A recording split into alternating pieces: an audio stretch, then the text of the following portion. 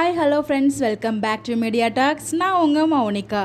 இருந்தாலும் நம்ம தலைக்கு இவ்வளோ இதில் இருக்கக்கூடாதுங்க. ஸோ அவங்க வந்ததே காவேரி ஃபேமிலியை காம்ப்ரமைஸ் பண்ணோம் அப்படின்னு சொல்லிட்டு தான்.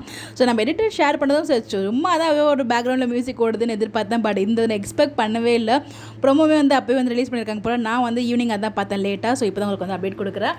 ஸோ ப்ரொமோ நல்லா இருந்துச்சு, ஒரு மாதிரி ஹாப்பியாக நல்லா தான் வைப் நல்லா தான் இருக்குது. பட் இருந்தாலும் இந்த இடத்துல இது தேவையா, உங்களுக்கு தேவையா விஜய் அப்படின்ற மாதிரி தான் என் மைண்ட் வாய்ஸ்குள்ளே போச்சு. ஏன் அப்படின்னு பார்த்தீங்கன்னா, அவர் வந்ததே காவேரியை சமாதானப்படுத்துறதுக்கும் அவங்க அம்மாவை சமாதானப்படுத்துறதுக்கும் தான். அவங்க அம்மா ஃபேமிலி எல்லாருமே சமாதானப்படுத்துறதுக்காக தான். ஆனால் அந்த வேலையை விட்டுட்டு இது தேவையா அப்படின்ற மாதிரி தான் எனக்கு இருந்துச்சு. ஸோ கண்டிப்பாக இதை பார்க்கும்போது இன்னும் கோவம் தான் படுவாங்க. நம்ம எடிட்டர் ஷேர் பண்ண ஃபோட்டோலையுமே பார்த்தீங்கன்னா மூஞ்சி ஒரு மாதிரி ஏன் இப்படிலாம் பண்ணுறாரு அப்படின்ற மாதிரி காவேரியோட ரியாக்ஷன் இருந்துச்சு. அதே தான் ப்ரொமோலையுமே இருந்துச்சு. ஸோ ப்ரொமோ எடிட் பண்ணும்போது பார்த்தீங்கன்னா இந்த அப்டேட்மே நமக்கு எடிட்டர் ஷேர் பண்ணியிருப்பார் போல்.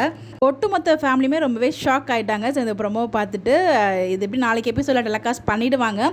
ஸோ பாப்பம் அடுத்தவரை என்ன நடக்க போகுது அப்படின்னு சொல்லிட்டு. ஸோ எத்தனை பேருக்கு மாதிரி தோணுச்சு.